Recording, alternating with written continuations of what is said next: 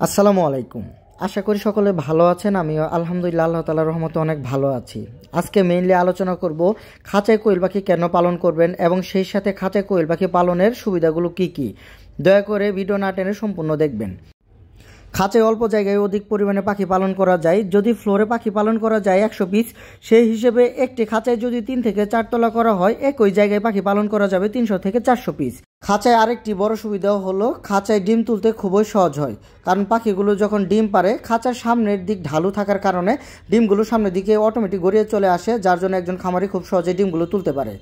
আর যারা লিটারে পাখি পালন করে থাকেন তাদের ক্ষেত্রে ডিম তোলাটা একটু মুশকিল হয়ে পড়ে। খাঁচার ডিম সবসময় প্রায় ফ্রেশ থাকে, যার জন্য সবসময় 5 থেকে 10 পয়সা ডিমটা বেশি দামে বিক্রি করা যায়, কারণ পরিষ্কার ডিম সকলেই পছন্দ করে। খাঁচায় ডিমের প্রোডাকশন সবসময় 10 থেকে 15% বেশি হয়ে থাকে। খাঁচায় আরেকটি বড় সুবিধা হলো খাদ্য এবং পানি খুব সহজে দেওয়া যায়। যারা লিটারে পাখি পালন করে থাকেন তারা দেখতে পারবেন পানির যে পাত্র আছে ওই পাত্রের মধ্যে কোয়েল পাখি মলমূত্র ত্যাগ করে, যার জন্য পানি নোংরা হয়ে যায়। আর সেই নোংরা পানি কোয়েল পাখি খেলে দেখা যাবে কোয়েল পাখির বিভিন্ন ধরনের রোগ হতে পারে, যেমন ডায়রিয়া, আমাশয়, রক্ত পায়খানা, চুনা পায়খানা, আরও বিভিন্ন ধরনের রোগ হতে পারে। আর যারা খাঁচায় পাখি পালন করে থাকেন তাদের ক্ষেত্রে এই ধরনের রোগ খুবই কম হয়। খাঁচায় পাখিগুলো যে মলমূত্র ত্যাগ করে এই মলমূত্রগুলো নিচে রাখার ট্রেতে গিয়ে পড়ে, যার জন্য পাখিগুলো নোংরা খুবই কম হয় এবং পাখি সবসময় ফ্রেশ এবং পরিষ্কার থাকে। একদিন পর পর মলমূত্রগুলো খুব সহজে পরিষ্কার করা যায়।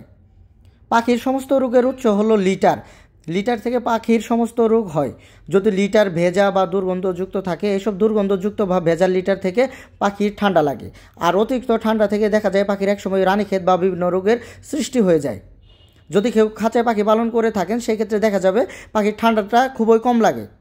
যারা ফ্লোরে পাখি পালন করে থাকেন অনেক সময় দেখা যায় খামারের ভিতরে ইঁদুর ঢুকে অনেক পাখিকে আহত করে ফেলে বা অনেক পাখিকে মেরে ফেলে, কিন্তু যারা পাখি খাঁচায় পালন করে থাকেন তাদের ক্ষেত্রে এই বিষয়টি দেখা যায় না, কারণ খাঁচায় নেটের ছিদ্রগুলো ছোটো হওয়ার ফলে খাঁচার মধ্যে ইঁদুর ঢুকতে পারে না। খাঁচায় যেহেতু খাদ্য এবং পানি পাইপের মাধ্যমে দেওয়া হয়, তার জন্য অপচয়টা খুব কম হয়।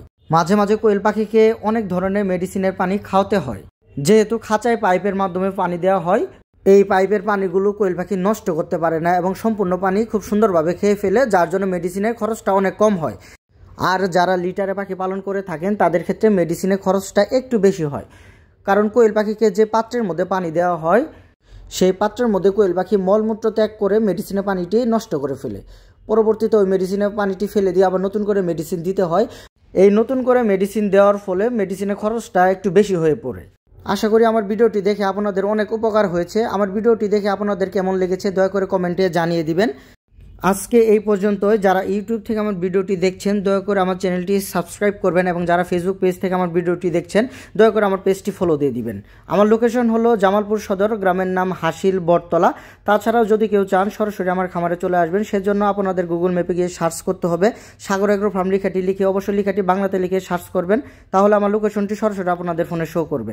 সকলে ভালো থাকবেন, আমার জন্য দোয়া করবেন। এই বলে আজকে ভিডিওটা আমি শেষ করছি। আসসালামু আলাইকুম।